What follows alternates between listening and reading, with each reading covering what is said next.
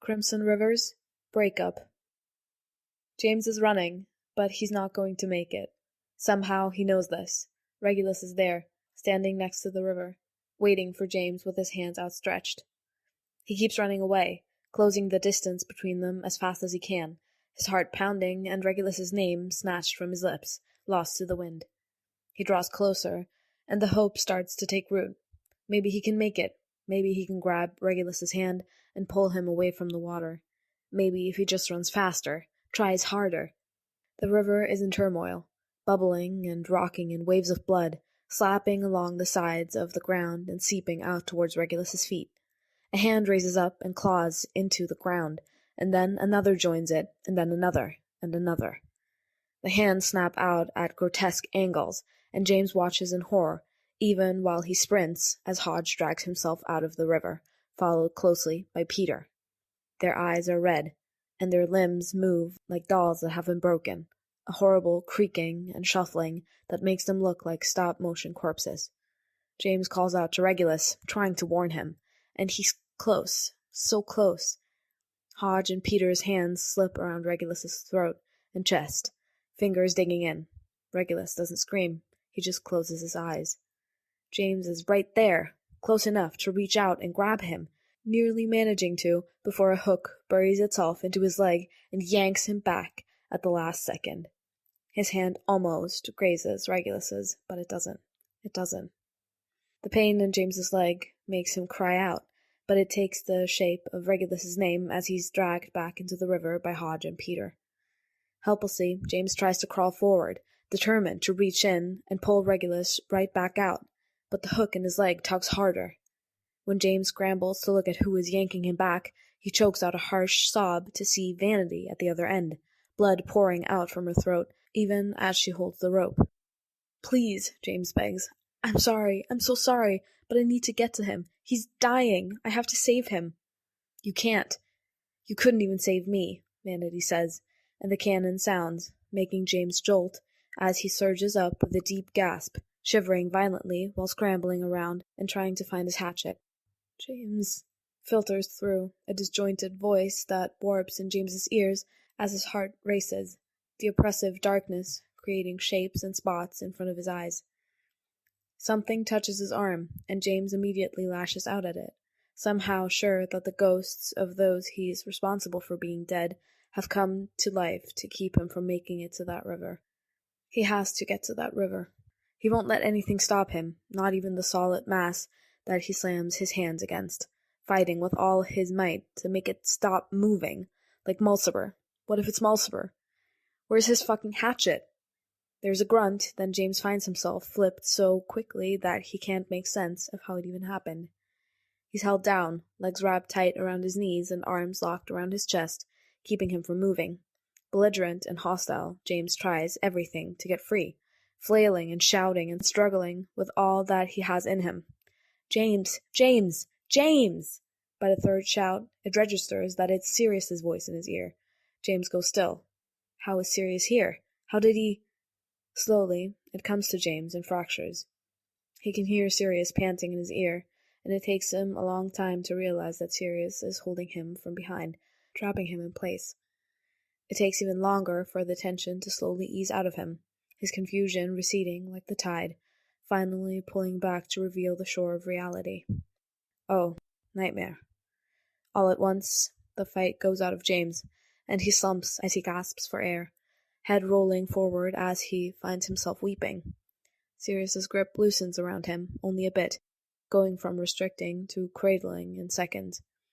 He shifts, letting James turn into him, and then he's just holding him as James sobs into his chest. "Okay, hey, I know," Sirius whispers, his hand coming up to cup the back of James's neck, gently squeezing it. "Where are we?" James chokes out, because he can't see, and he doesn't know. "I can't, it's dark, and Shh, Sirius soothes him, briefly leaning away, and then there's a click before light washes over them both. James frantically looks up, staring around desperately as he tries to reorient himself, letting it slot into place that he's no longer in the arena. He's in Sirius's room in the suite, in his bed, not in a cave or on the ground or near a river. It takes another few minutes before James's breathing evens out, slowly calming as Sirius rubs soothing circles on his back. I'm sorry, James stutters out, flinching back from Sirius as if he's been scalded. Fuck, did I hurt you? No, you're fine, it's fine, Sirius assures him, pushing himself to sit up and hold his arms out like he's presenting himself, providing proof that he's unharmed. See, I'm fine. Fucking hell, James croaks, squeezing his eyes shut and blowing out a deep breath as he lifts his hands to cover his face. He stays like that for a long moment, feeling himself shake, and then he drops his hands and pushes himself up as well with a wince. His leg is throwing a fit, and he can feel the phantom pains of the hook buried in his thigh even now. You're all right, James, Sirius says softly, watching him carefully. You're not there, you're here, and I've got you. James fights the surge of emotion that nearly overtakes him, because he remembers how many times he said those exact words to Sirius after he got out of the arena. James is only just now realizing how important those words are, because hearing them when he needs them makes him feel more safe than he ever has in his life.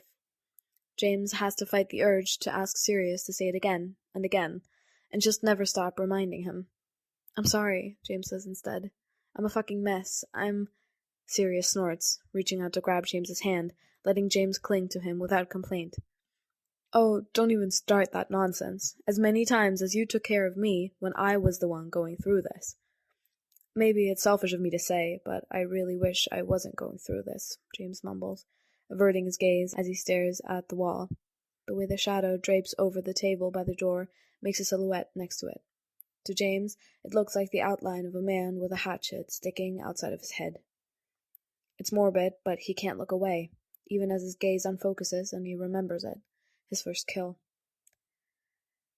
For what it's worth, Sirius tells him, I wish you weren't either. I wasn't supposed to go through this, James whispers, feeling exhaustion seeping into his bones until even just breathing saps him of energy. That's the thing, isn't it? James never planned to go through this, and he's only just now realizing that some part of him had been grateful that he wouldn't have to, because he knew. He knew how this would happen, because he's seen it through Sirius, even a bit with his mom, and it's hitting him that a part of his choice was to avoid this, too.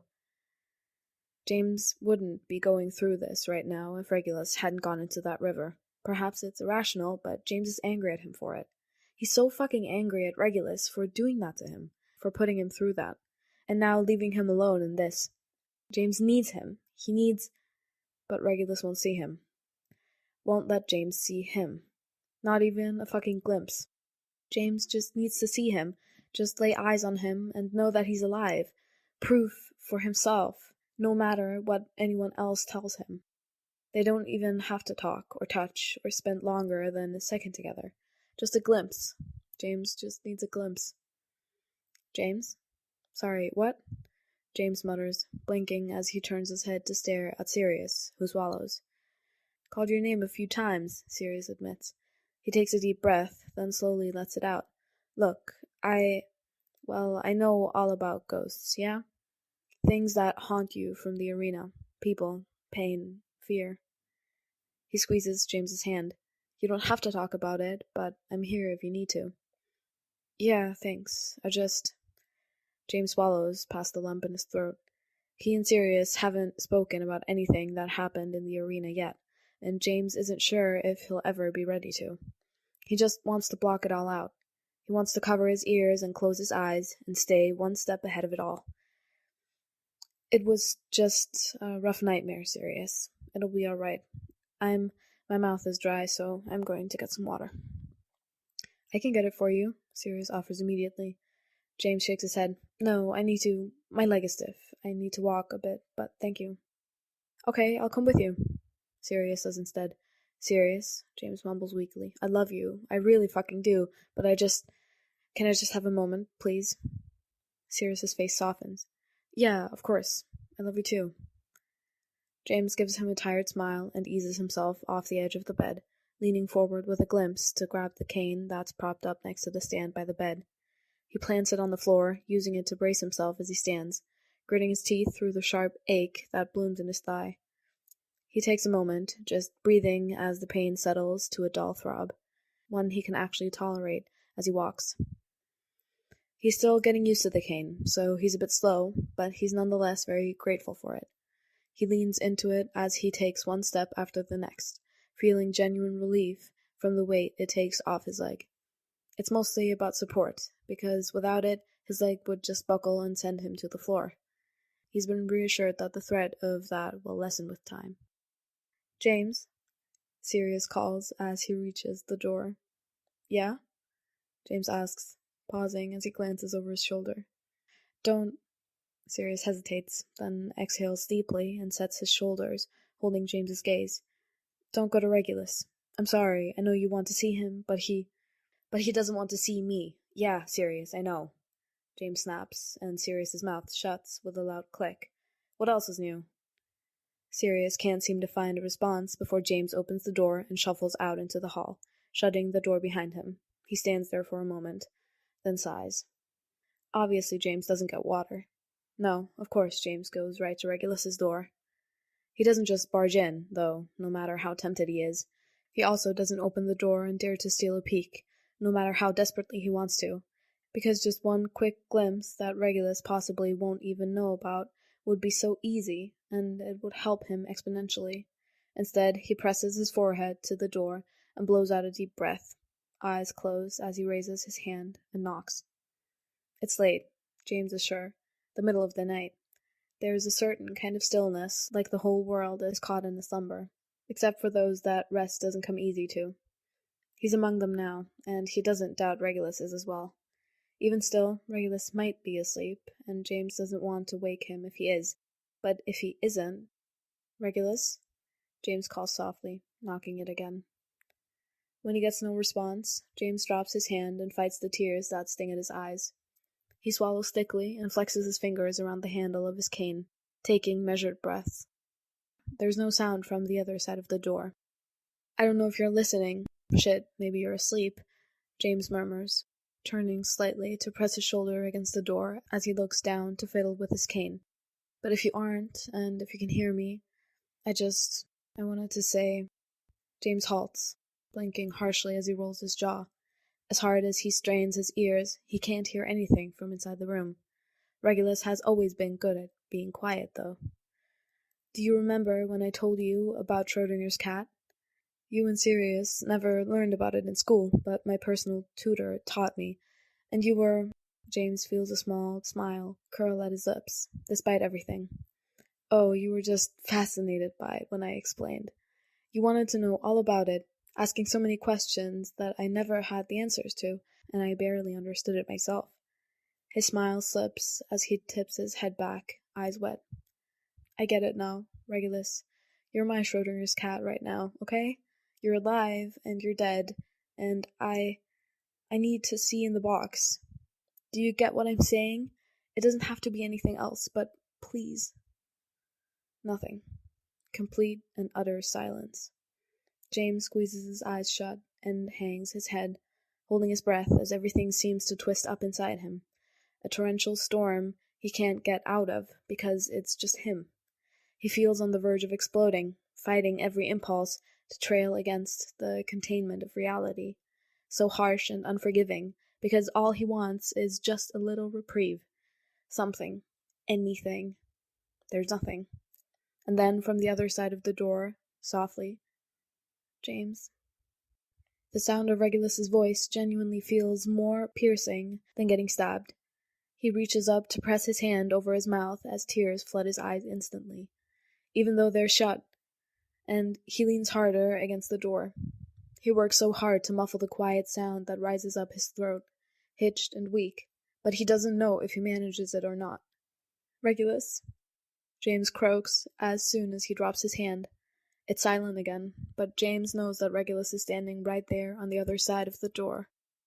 He wants to open it, and his leg is aching, and he feels like his emotions are spilling out of him all over the place, like a pot boiling over, and he just can't keep it together, no matter how hard he tries.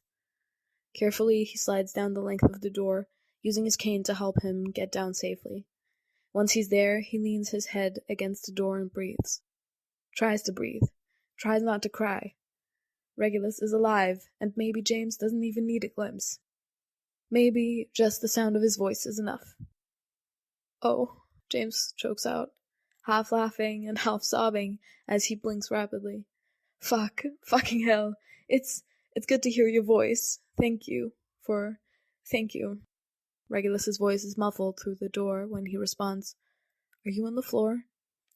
I needed to sit down, James admits, taking a deep breath and slowly letting it out. He gets no response for a while, just more silence. I know you didn't want this. I know you don't want to see me. I'm sorry, Again, more silence. James swallows and draws his cane over his lap, anxiously fiddling with it. Well, I suppose I just needed to know that you're okay for myself. I mean, are you okay? There's no response for so long that James thinks he's not going to get one. Maybe Regulus has gone back to bed, or maybe he's gone on his balcony. James has almost made his peace with that when Regulus does reply, and his voice is lower to the ground, like he's sitting on the floor too. I don't know, Regulus says. Yeah, I don't really know either, James confesses quietly. You don't have to talk to me, you know. You're not required. This was foolish of me. They said...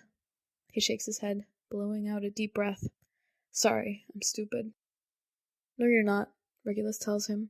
His voice sounds thick, and James doesn't know if it's from the barrier between them or because Regulus is crying. I just needed to know, James croaks. Schrodinger's cat, Regulus says, like that makes sense to him. Like having that comparison helps him understand. James nods, even though Regulus can't see him. Yeah, exactly. I mean, Sirius said you were alive, but still, you told me you can't help if I don't tell you what I need, so I guess this is me telling you what I need. What do you need? Regulus asks. You, James whispers. I need you, love. There is more silence, and then James falls slightly as the door opens up a sliver. Just a small slice. James catches himself quickly, so he won't be pushing the door open with his weight, and he holds his breath as he swivels, peering through the crack in the door.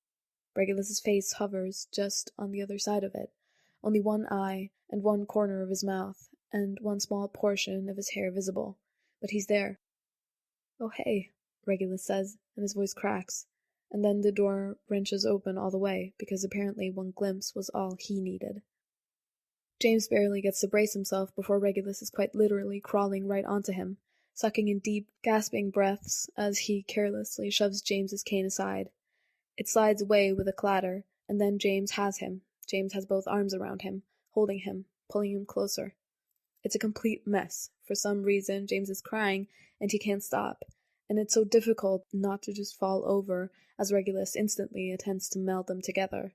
He's not letting any space between them, or giving James much room to really move, so it takes concentrated effort to scoot them both back so he's propped up against the doorway. Finally, that support seems to work for them both, because they get situated in a tangle of elbows and knees. James isn't entirely sure which of them is clinging to the other harder. Maybe it's an equal exchange. It's borderline aggressive, actually, and the way they both dig their fingers into each other, holding on too roughly like they share the same fear that the other might be snatched from them.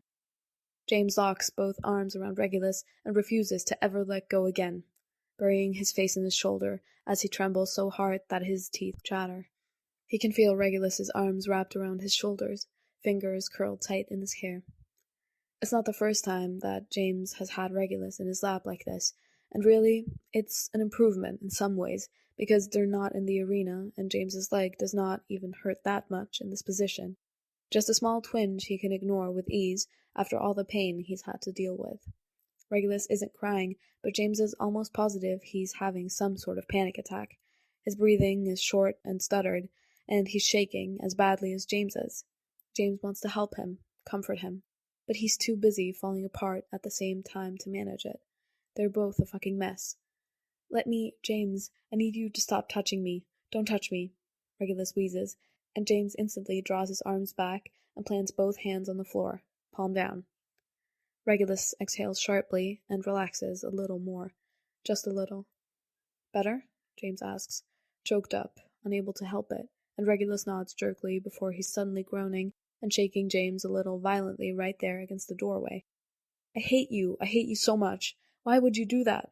Regulus breathes out, fisting his hands in James's hair even tighter and just yanking a little. You weren't supposed to fucking do that, James. James sobs out a hoarse laugh, letting his head tip back as he stares up at Regulus through a haze of tears. You're a hypocrite, Reg. Fuck you. I'm so angry at you. I don't care. Shut up. I don't care, Regulus whispers, sort of tripping over his words as his chest heaves. He shakes his head. That was so stupid. You're so fucking stupid. Me? James demands, a fresh wave of tears just streaming out of his eyes even as he laughs. Oh, I have nothing on you in terms of stupidity. What the fuck were you thinking? You nearly died, you idiot. Regulus's hands slip from James's hair to cradle his face, swiping his tears. You were dying. What was I supposed to do? I didn't know what else to do. I couldn't. Okay, hey, we can just. James can't figure out where that sentence ends. All he knows is that they're both barely hanging by a thread at the moment, and he desperately doesn't want it to snap. Yes, all right, okay, Regulus agrees, even though James didn't even really suggest anything at all. And yet, something shifts. They fall silent and just breathe slowly, leaning into each other. Regulus is the only one holding on, his grip more gentle now, and James is left to feeling his weight against him. James closes his eyes and risks letting his head rest on Regulus's shoulder again, and Regulus presses his face into James's hair as he slips his hands down, one resting in the curve of James's neck, and the other draped over his chest, right where his heart is slowly calming. Suddenly, it's like this moment could exist anywhere, like it already exists everywhere. James can feel it taking shape in the flow of time, hollowing out a space for them to huddle into. They're in the arena, and they're in the hollow, and they're home. It doesn't matter. This is forevermore. James is so tired, but he's scared. He's genuinely afraid to fall asleep. He doesn't want to, so he peels his eyes open, coming face to face with scars on the side of Regulus's neck that he's finally settled enough to properly notice. The sight of it makes a lump form in his throat, because he knows what it is immediately. The skin is a soft pink, but it's caved in a little where the claws legitimately ripped into him. Carefully, James says, Your scar, and Regulus stiffens against him. Please don't look at it, Regulus whispers. I'm sorry, James whispers back, turning his head instantly as he leans back to look at Regulus. He's apologizing for so many things, barely sure where to start. Regulus just shakes his head, clearly unwilling to talk about it. He studies James's face for a long moment in silence, and then he abruptly looks stricken. Where are your glasses? Why haven't they given you your glasses back, James? Sirius said I'll get them back after the interview tomorrow, James murmurs. I'll be wearing them soon, I promise. Will you feel strange wearing them? Regulus asks softly, his eyebrows furrowed as his lips tip down, like he's displeased by the mere thought. I don't know, James replies honestly. I'm sorry, Regulus rasps, and it seems like he's apologizing for more than just one thing, too. James wants to smile. He wants to be someone that smiling comes easy to, like he was before. An unconscious thing rather than something that feels perpetually out of reach. He tries, but it doesn't feel like it fits on his face right. Don't be upset. Even if that is the case, I'll get used to them again. Okay, Regulus says quietly. Regulus. Yes? I want you to know that I don't. James takes a deep breath before slowly letting it out. I don't expect anything from you, all right? You don't have to do or say anything. It's not like I'm waiting for. He stops, frustrated that he's failing to get this right. It's so important, and he's fucking it all up. Just don't feel pressure to. James, Regulus cuts in. Sorry, I mucked that up. Please tell me you get what I mean. James mumbles, strained. Do you mean about the arena? Regulus asks carefully. Well, that too, but I was talking about us. James replies, just as cautious as he scans Regulus's face warily. Regulus's expression flickers, and then his lips press into a thin line, and he sort of just deflates. He blows out a breath so deep that his cheeks round out, tapping James's cheek as he releases a laugh that cracks in the middle of us. Right, that. I shouldn't have brought it up, James announces, knowing it down to his bones. He wants to rewind time and take it all back. He wants to snatch the words back from where they fell carelessly, impulsively from his mouth. No, you shouldn't have, Regulus confirms, and James feels his heart sink. Do you know why I was so fucking scared to see you, James? Every time I thought about it, about actually laying eyes on you, all I could think was that I would look at you and have to go back there. I knew seeing you would take me right back, and it still feels like I'm there, and I don't want to be there anymore. I want to go home. James bites down on the inside of his bottom lip hard, feeling those words like a blow to his chest. And he can't even blame Regulus for that. He gets it, actually. Even just having Regulus in his lap like this, on him just like this, makes the world go hazy around the edges. And there's a part of him that's utterly terrified that he's not actually here, that he never got out. He can't look at Regulus without thinking about the river, without feeling the weight of his hatchet missing from his hand, without hearing Vanity's screams in the distance and seeing Mulciber's chest split open behind his eyelids every time he blinks. He can't have Regulus without experiencing the crushing desperation to keep him safe. They're here together, and James is still trying to survive. Every time I look at you, I'm ready to go into that river, Regulus rasps, his eyes wet. I don't want to feel that anymore, James. I'm sorry. I'm so sorry.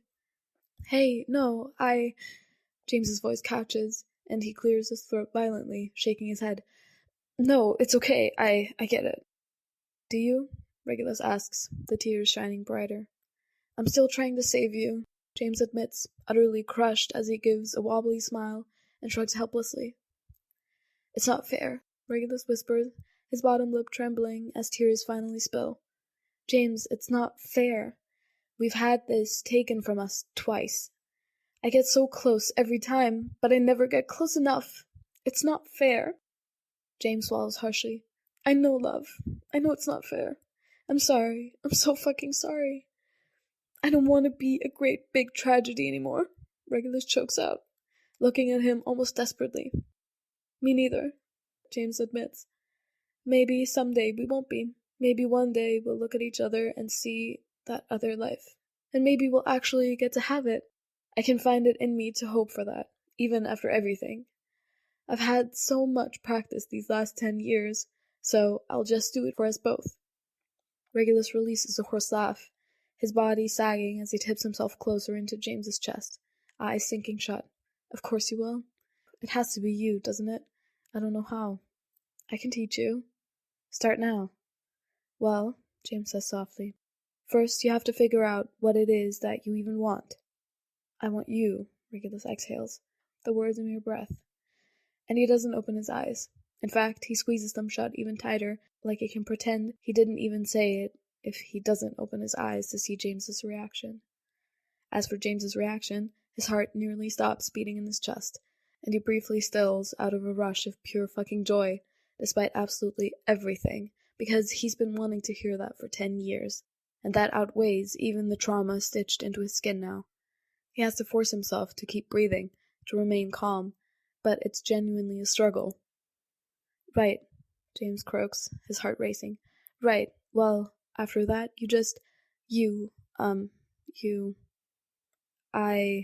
Regulus cracks open one eye, peeking at him, clearly waiting for further instructions, which is really quite adorable. James coughs. To be completely honest with you, love, I never really got farther than that. I never thought, I didn't expect that we could be. So, basically, you also have no idea what to do next. Yeah, pretty much. Sorry. Regulus's lips twitch. You're so stupid, James Potter. Stupid about you, yeah, James tells him with no shame whatsoever. It's supposed to be simple, isn't it? Wanting you has always been simple. I've been doing it so long that it's as habitual as breathing now. But past that, I suppose I don't have practice with hope for it. Not like I thought, and it's more complicated now. Yeah, it is, Regulus agrees, swallowing. I don't know if I can, James. You're right, it's not simple. And I don't think I can handle it. I can't even bear to be touched, really. Everything is too much, and I'm not even sure if I'm willing to try, or if I'll ever be. So, James hesitates, because it feels like an end. The ending of the beginning they never even got, saying goodbye to someone you haven't even met yet. It shouldn't hurt. It shouldn't feel like his heart is being carved into, but it does. Let me go, Regulus says softly, so soft. And it breaks James's heart immediately. You held on for 10 years, and you can't possibly know how much that means to me.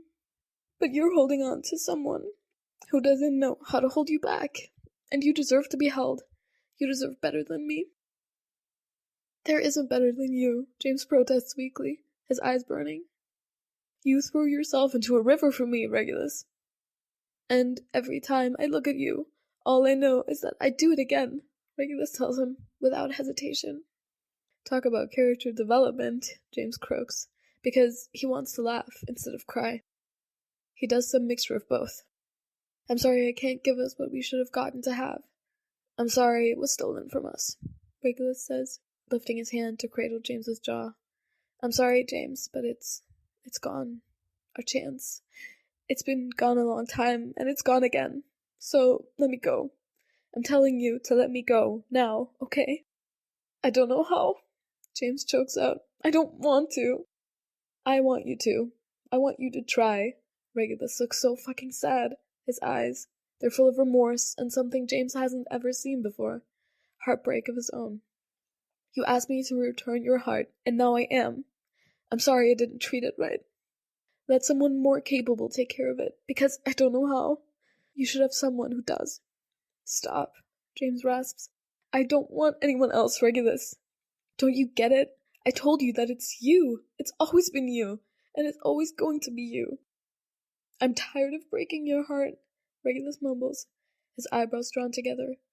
You've been so gentle with mine. You mean I have it? James asks, his breath hitching.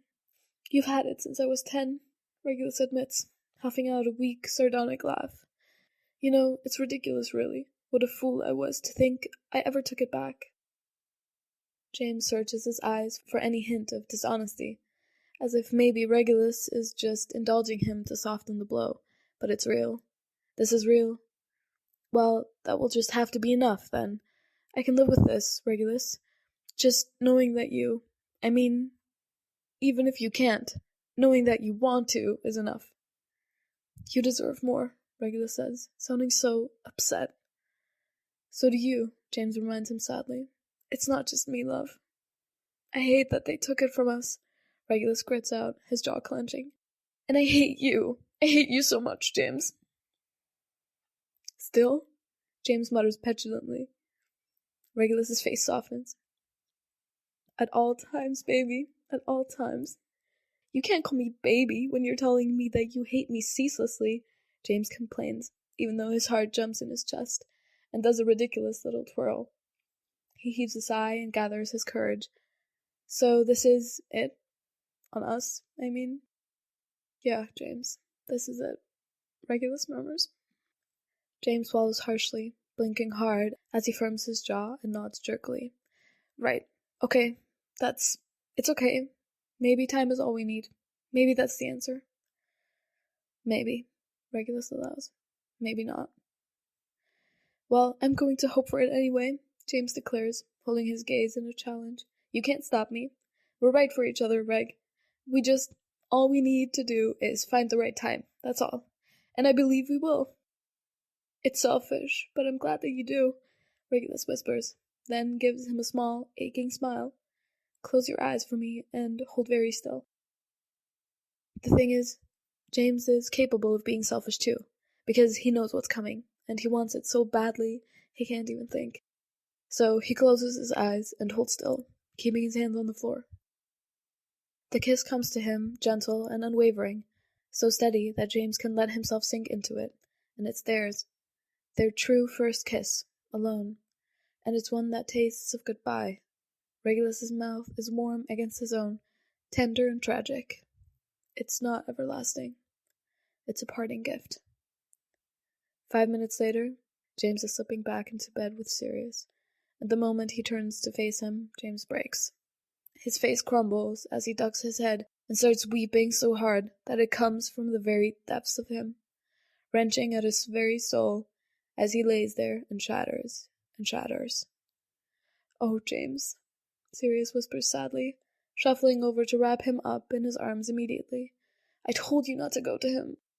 James folds into him and doesn't reply, too busy sobbing his little heart out to do so. And the part of him that is weak and sad and scared wishes he had listened.